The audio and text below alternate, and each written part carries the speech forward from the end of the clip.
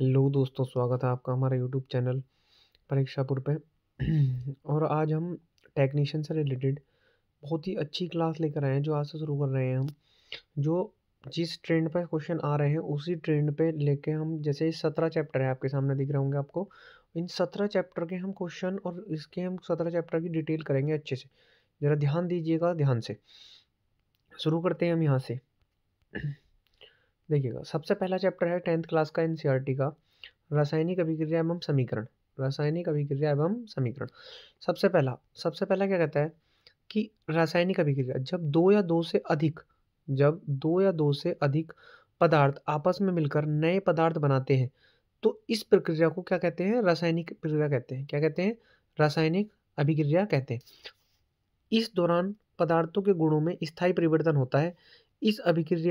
इस अभिकारक को उत्पादक दोनों भौतिक और रासायनिक गुण अलग अलग होते हैं। अब यहाँ से समझिएगा क्या चीज़ करा है। यहाँ से हमें कोई लेना देना था, हमें यहाँ से ध्यान देना है। इसके जो एग्जाम्पल है, भोजन का पाचन, भोजन के अणु छोटे छोटे अणुओं में टूट जाते हैं। पहला, लोहे पर जंग लगना। तो लोहे पर जंग लगने का क्या है? तो लोहा ऑक्सीजन के साथ मिलकर आयरन ऑक्साइड बनाता है। तो कहने का मतलब है क्या कि अगर लोहा है और लोहा ऑक्सीजन के साथ मिलेगा तो क्या बनाएगा? सवाल डायरेक्ट पूछेगा तो क्या बनाएगा? आयरन ऑक्साइड बनाएगा। नेक्स्ट है, जैसे उदाहरण है हमारा दही का बनना। दूध में मौजूद शर्करा लैक्टोज बैक्टीरिया की मदद से लैक्टिक एसिड में बदलता है। तो कहने का मतलब है जो दही का बनना होता है वो कैसे बनता है? दूध में मौजूद जो शर्करा होती है, लैक्टोज बैक्टीरिया नाम का, लैक्टोज बैक्टीरिया की मदद से क्या बनता है? लैक्टिक एसिड बनता है और उसी से मदद से हमारा क्या बनता है? दही का बनना होता है। पहली चीज क्लियर हो गई आपकी। तो भोजन का पचन, लोहे पर जंग लगना और दही का बनना, तीनों चीज पर ध्यान रखना है, अच्छे से इससे क्वेश्चन बन सकता है। नेक्स्ट अगर बात करते हैं हम, क्या ध्यान से दीजिएगा, रासायनिक अभिक्रिया की पहचान। तो रासायनिक अभिक्रिया की क्या पहचान है? पहला, पदार्थ की स्थिति में परिवर्तन। क्या है पहला? पदार्थ की स्थिति में परिवर्तन। जैसे ठोस से द्रव या गैस में बदलना। तो पदार्थ की स्थिति क्या होती है? ठोस से द्रव, द्रव से या गैस से द्रव, जो भी है इनसे बदले जाएगा। दूसरा है रंग में परिवर्तन। जैसे लोहे पर जंग लगने पर रंग भूरा हो जाता है, तो ये होता है रंग में परिवर्तन। जैसे गर्मी का विकास या अवशोषण। तो कई रासायनिक अभिक्रिया को गर्मी निकलती है, जो कई रासायनिक अभिक्रिया होती है उसमें गर्मी निकलती है, उसे ऊष्माक्षेपी या ली जाती है। अब या ऊष्माक्षेपी निकलती है तो उसे कहते हैं ऊष्माक्षेपी, और अगर वो ली जाती है तो उसमें कहते हैं ऊष्माशोषी। मतलब जब रासायनिक अभिक्रियाएं होंगी तो उसमें कुछ ऊष्मा निकलेगी तो उसमें कहेगा ऊष्माक्षेपी, और जो लेता है उसमें कहते हैं ऊष्मा शोषी। अब थोड़ा सा आगे बढ़ते हैं, देखिएगा गैस का विकास। गैस का विकास क्या होता है? तो गैस का विकास क्या है? जैसे सोडा खोलने पर कार्बन डाइऑक्साइड गैस निकलती है। क्या निकलती है? कार्बन डाइऑक्साइड, मतलब CO2 गैस निकलती है। नेक्स्ट है आपका प्रकाश का विकास। जैसे मैग्नीशियम, हाँ ये सवाल बहुत बार आया, बहुत बार सवाल आया है ये वाला क्या, कि मैग्नीशियम रिबन जलाने पर क्या होता है? तो चमकदार प्रकाश निकलता है। कैसा निकलता है? चमकदार। जैसे हमारी एक देखो, नीचे देख लो, जैसे कि ये दे रखी है हमारा क्या, ये है कि मैग्नीशियम रिबन का वायु में दहन कर मैग्नीशियम क्या बनाया जाता है? ऑक्साइड बनाया जाता है। वह कांच ग्लास को इकट्ठा करता है। तो सवाल पूछता है मैग्नीशियम को वायु में अगर दहन करते हैं तो क्या बनाते हैं? Magnesium oxide. डायरेक्ट पूछ लेगा सवाल, ध्यान रखना इन चीज का। अब नेक्स्ट टॉपिक देखिएगा, नेक्स्ट जो क्वेश्चन है हमारा, नेक्स्ट जो आता है, ये बहुत आते हैं। क्या?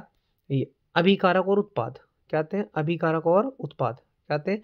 अभिकारक और उत्पाद। अभिकारक और उत्पाद पर ध्यान देना है। अभिकारक, वे पदार्थ जो किसी रासायनिक अभिक्रिया में प्रारंभ में उपस्थित होते हैं। देखो ध्यान से, वे पदार्थ जो किसी रासायनिक अभिक्रिया में प्रारंभ में उपस्थित होते हैं उन्हें क्या कहते हैं? अभिकारक कहते हैं। क्या कहते हैं? अभिकारक कहते हैं। तो जो शुरू में उपस्थित होते हैं उन्हें कहते हैं अभिकारक कहते हैं। क्या कहते हैं? अभिकारक। रासायनिक समीकरण में बाएं और लिखे गए पदार्थ अभिकारक कहलाते हैं। अब ये भी है कि रसायन, मान लिया दो कोई समीकरण हमारी है, तो मान लिया C+O है, तो जो हमारे बाएं तरफ लिखे जाएंगे, बाएं तरफ जो पहला पदार्थ लिखा जाएगा वो क्या कहलाएगा? अभिकारक। और जो बनेगा तो दूसरा उत्पाद। उत्पाद क्या होता है? उत्पाद होता है क्या? रासायनिक अभिक्रिया के अंत में नए पदार्थ उत्पाद कहलाते हैं। मतलब अगर कोई हम रासायनिक अभिक्रिया बनाते हैं तो जो उसमें शुरू में जो बाईं तरफ लिखा जाता है वो होता है अभिकारक, और उनसे मिलकर जो बनता है जो दाईं तरफ होता है वो होता है उत्पाद। दोनों पर ध्यान देना है। जैसे कि अगर मैं आगे उदाहरण में देख लीजिएगा, जैसे उदाहरण की अगर बात करूँ, क्या? लोहे पर जंग लगना। क्या है ये? लोहे पर जंग लगना। तो जैसे अभिकारक लोहा और ऑक्सीजन। अब देखो लोहे पर जंग कैसा लगता है, जब लोहा ऑक्सीजन की उपस्थिति में आता है तो लोहे पर जंग लगता है, और उससे क्या बनता है, उससे बनता है क्या, उससे क्या बनता है, उत्पाद बनता है। तो लोहे और जंग से क्या बनता है, आयरन ऑक्साइड। मतलब आयरन और ऑक्सीजन जब मिलते हैं तो क्या बनाते हैं, आयरन ऑक्साइड बनाते हैं। क्या बनाते हैं, आयरन ऑक्साइड बनाते हैं। तो अभिकारक क्या हो गया, लोहा और ऑक्सीजन, और बना क्या रहे हैं, आयरन ऑक्साइड। तो क्या हो गया, उत्पाद हो गया। ध्यान रखना है दोनों चीज, अभिकारक पहला होता है, उत्पाद बनने वाला होता है।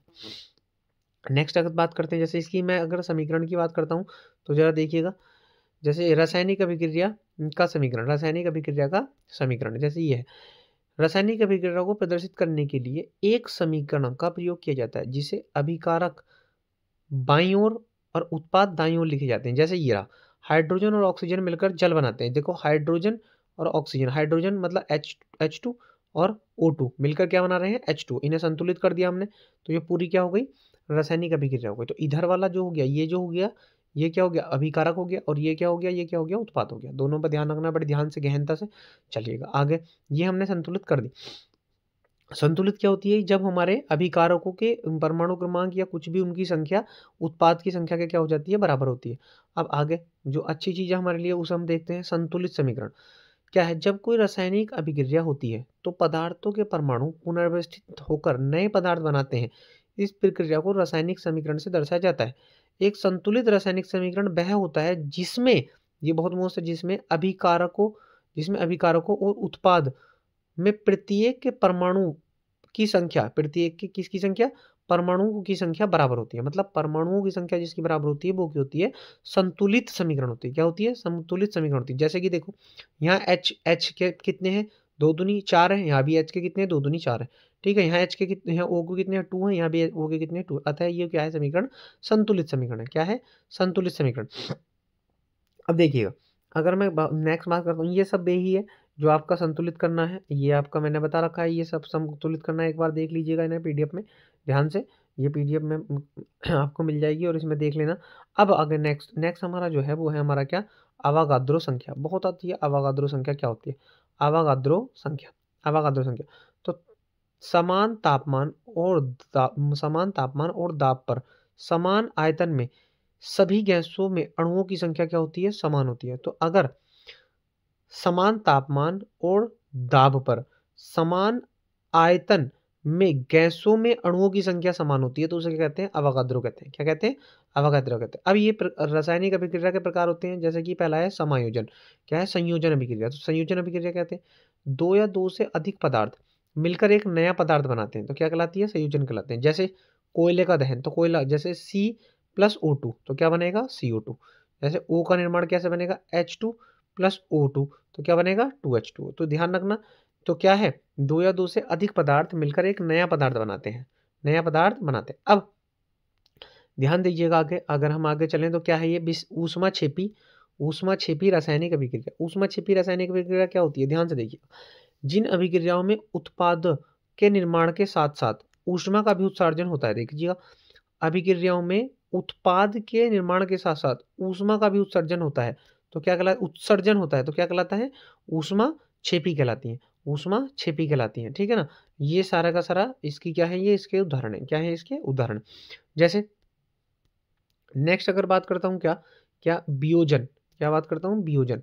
क्या बात करता हूँ, वियोजन अपघटन अभिक्रिया। जैसे पदार्थ परिभाषा, एक पदार्थ टूटकर दो या दो से अधिक पदार्थ में बनता है। एक पदार्थ टूटकर दो या दो अधिक देखो अब ये इसका उदाहरण देखो, जैसे कैल्शियम कार्बोनेट, कैल्शियम ऑक्साइड और कार्बन डाइऑक्साइड में टूटना। जैसे CaCO3, ये CaCO3 है, कैल्शियम कार्बोनेट है, ये किस में टूटा, CaO मतलब कैल्शियम ऑक्साइड और CO2 मतलब कार्बन डाइऑक्साइड। तो ये कहलाएगी क्या, अपघटन अभिक्रिया। जब एक चीज दो में टूटती है तो वो क्या कहलाती है, अपघटन या वियोजन अभिक्रिया। क्या कहलाती है, अपघटन या वियोजन अभिक्रिया। ठीक है, यहाँ तक बात। अब हम यहाँ से आगे बात करेंगे, देखिएगा अभी हमारी ज़्यादा लंबी वीडियो हो जाएगी, फिर अभी हम यहीं छोड़ते हैं आज के लिए। मैं कल यहाँ से ही स्टार्ट करूँगा, थोड़ा सा अच्छे पॉइंट लेकर आऊँगा। और तो यहाँ तक अपने वीडियो कंप्लीट कर लीजिएगा और मैं कोशिश करूँगा कि आपको डेली की डेली वीडियो बनती रहे। बस साथ जुड़े रहिएगा और हमारे चैनल को ज़्यादा से ज़्यादा सब्सक्राइब करिएगा और लाइक करिएगा। धन्यवाद।